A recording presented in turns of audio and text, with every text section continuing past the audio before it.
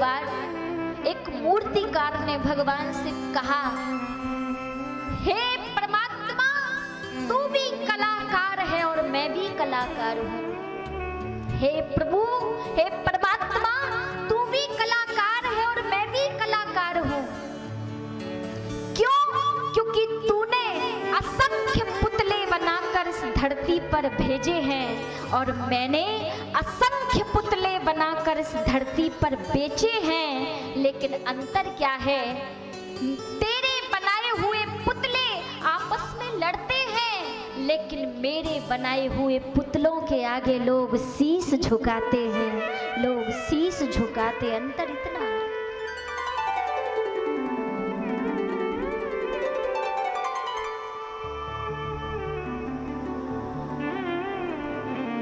तो सच्चा भाव यदि हमारे हृदय में परमात्मा के प्रति नहीं है तो सब बेकार है।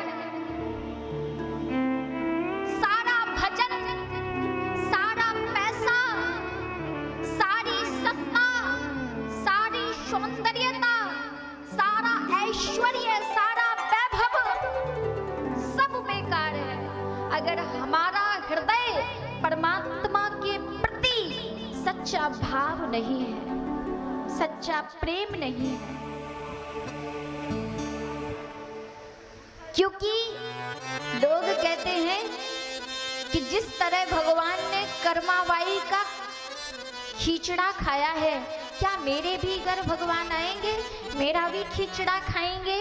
तो हाँ, आप भी कर्मा की तरह अपने हृदय में सच्चा भाव प्रकट करके देखो तो जगन्नाथ भगवान स्वयं आपके घर भी आएंगे और आपके हाथों से बना हुआ भात का भोग लगाएंगे।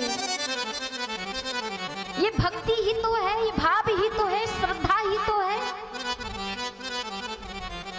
क्योंकि कर्मा मूर्ति को केवल मूर्ति नहीं समझती थी, केवल पाषाण नहीं समझती थी, केवल पत्थर नहीं समझती थी। फिर उसके मन में ये भाव था कि मेरे समक्ष एक पत्थर की मूर्ति नहीं, एक अष्टधात की मूर्ति नहीं, बल्कि साक्षात जगन्नाथ भगवान साक्षात रूप में विराजमान है।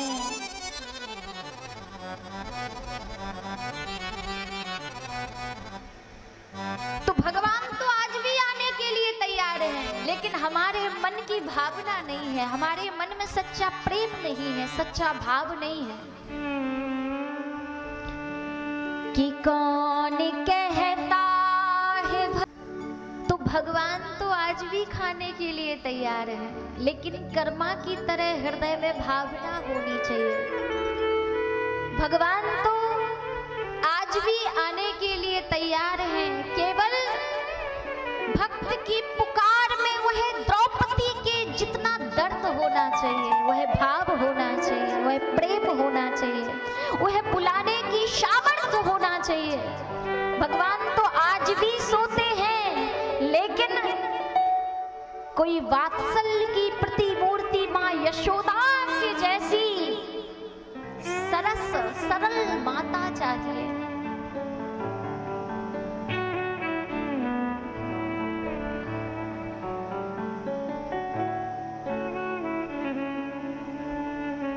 क्योंकि संसार में ऐसा कौन सा संबंध है जो आप ठाकुर जी के साथ नहीं बना सकते? क्योंकि संसार में ये जो संबंध है ना, पति का संबंध, पत्नी का संबंध, बच्चों का संबंध, बेटे का संबंध, बेटी का संबंध, मामा का संबंध, चाचा का संबंध, ये संबंध तो केवल स्वार्थ पर टिके हैं। जिस दिन उनका स्वार्थ खत्म तो रिश्ता भी खत्म। ये रिश्ते कैसे हैं? स्वार्थ के। लेकिन जो सच्चा रिश्ता एक बार अपना गोविंद के साथ में जोड़ लेता है, जन्म जन्मांतर के लिए ठाकुर के साथ में जोड़ लेता है, तो हर घड़ी, हर पग, हर विपत्ति में, हर आपत्ति में भगवान उसके संरक्षक बनके उसकी रक्षा के लिए तत्पर खड़े रहते हैं, तैयार खड़े रहते हैं। हमें पुकारने में देरी हो सकती है, लेकिन भगवान को आने में देरी नहीं होगी। कभी ऐसा संबंध बना के देखा ठाकुर जी से? बना के देखना। कोई बेटे का संबंध बना के देखना, कोई पुत्र का संबंध, कोई पति का संबंध, क्योंकि सारे संबंध ठाकुर जी बनने के लिए तैयार हैं। अगर कोई नौकर भी बनाना चाहे तो ठाकुर जी भक्ति में बंध के, भाव में बंध के नौकर भी बनने के लिए तैयार हैं।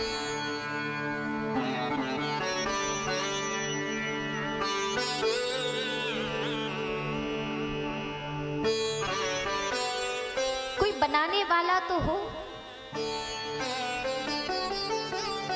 प्रेम में भगवान सब कुछ बनने के लिए तैयार है।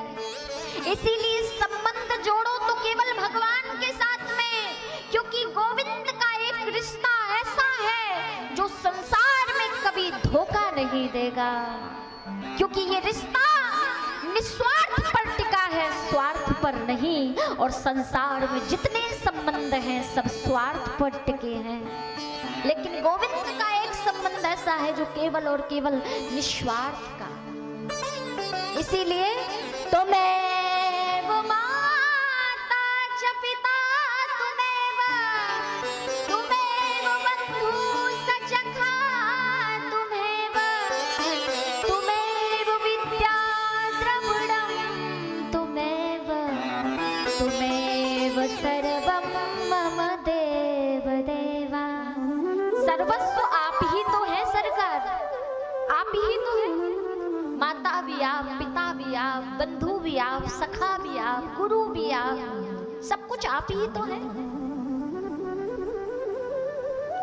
कल की कथा में आपने सुना भगवान के महत्व का प्रथम श्लोक, बड़े ध्यान से सुनिएगा।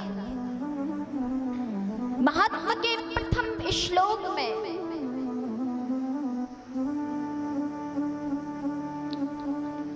भगवान के स्वरूप को दर्शाया है। ठाकुर जी का स्वरूप कैसा है और भगवान के रूप कितने हैं। सच्चिदानंद रूपाय विश्वोत्पत्त्यादि हेतवे तापत्रय विनाशाय श्री कृष्णाय।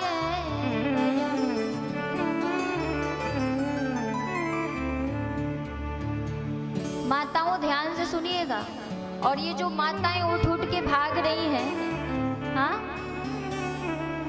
जो सबसे पहले कथा में भागेगा वो ध्यान से सुनेगा। जब हम कथा पंडाल में प्रवेश करते हैं ना, तो हमारे पाप निकल के दरवाजे पे खड़े हो जाते हैं, क्योंकि पापों की तो इतनी सामर्थ्य है नहीं कि वो कथा पंडाल तक आ पाए। इसीलिए पाप हमारे निकल के मेन गेट पर जाकर खड़े हो जाते हैं। और जो सबसे पहले कथा में भागेगा, दूसरों के पाप उसके सर पे बैठ के उसके घर चले जाएंगे। अब विचार कर लेना कि दूसरों के पाप अगर अपने सर पे लाद के ले जाना हो तो सबसे पहले भागना। हाँ? अरे काम तो रोज का ही है, गृह कारज नाना जंजाला। ये गृह कार्यों से कभी किसी को मुक्ति मिली नहीं। जिंदगी जब तक रहेगी फुर्सत न होगी काम से, कुछ समय ऐसा निकालो प्रेम कर लो घनश्याम से। तो जो 7 दिन आपको मिले हैं, 7 दिन केवल और केवल ठाकुर जी के नाम कर दो। हे प्रभु, हे गोविंद, मेरे जीवन, वैसे तो सर्वस्व जीवन आपका है, आपने दिया है, लेकिन ये 7 दिन मेरे जीवन के आपको दिए, आपके चरणों में सौंप दिए। और मैं इस भागवत मंच से कहती हूँ, इस बात को गारंटी से, कि अगर आपके मन में ऐसा भाव जागृत हो गया कि 7 दिन तक अगर आपने दुनियादारी को एक किनारे रख के सारा भार गोविंद के चरणों में अगर सौंप दिया, तो मैं गारंटी से कहती हूँ, आपके कितने भी इस ब्रह्मांड में शत्रु क्यों ना हो, आज वो सारे शत्रु विफल हो जाएंगे, विफल हो जाएंगे।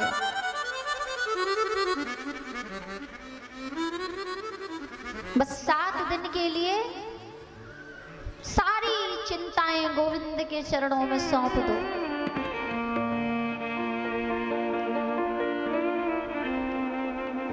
व्यास जी वर्णन करते हैं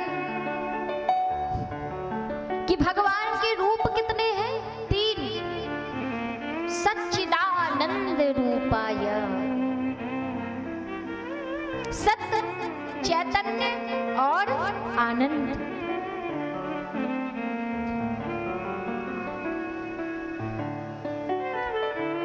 तो कल आपको बताया था कि सत्य में परमात्मा का वास होता है, इसीलिए हमें सत्य का संग करना चाहिए।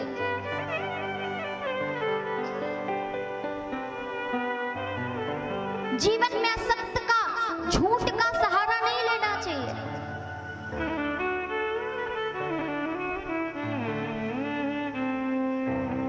क्योंकि एक सत्य को छुपाने के लिए हमें 100 झूठ बोलने पड़ते हैं। उससे अच्छा है कि हम जीवन में सत्य ही क्यों ना बोले। सत्यम कुर्यात्, सदा सत्य बोलो, सत्य के आश्रित रहो। क्योंकि सत्य कौन है? स्वयं सच्चिदानंद भगवान कृष्ण। स्वयं सच्चिदानंद भगवान कृष्ण ही तो सत्य का स्वरूप है। इसीलिए जो जीवन में सत्य का आश्रित होता है, जो जीवन में सत्य के सहारे चलता है, उसे अंत में गोविंद की प्राप्ति होती है, उसे सद्गति की प्राप्ति होती है। इस समुद्र रूपी भवसागर से वह व्यक्ति हमेशा हमेशा के लिए छूटकर भगवान के परम धाम को जाता है, जिसने जीवन में सत्य का संग अगर कर लिया। क्योंकि मानस भी कहती है क्या कि 60 सुध रहे सत संगत पाई, सुध रहे सत संगत पाए। 60 सुध रहे सत संगत पाई, 60 सुध रहे सत संगत पाए। जो मूर्ख होते हैं ना, मूर्ख और ज्ञानी में अंतर क्या होता है? मूर्ख और ज्ञानी, मूर्ख वो होता है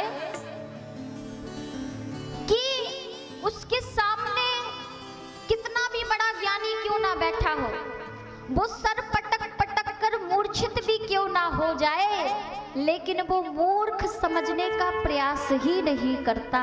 वो मूर्ख, वो है व्यक्ति मूर्ख कहलाता है। और ज्ञानी कौन होता है?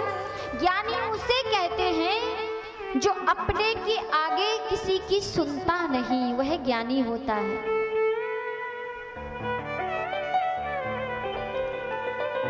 तो ये सत्य का संग करने से बड़े बड़े मूर्ख भी सुधर जाते हैं, बड़े बड़े मूर्ख भी सद्मार्ग पर चलने लगते हैं। इसीलिए जीवन में सत्य का संग करो, क्योंकि सत्य में मेरे सच्चिदानंद भगवान कृष्ण निवास करते हैं।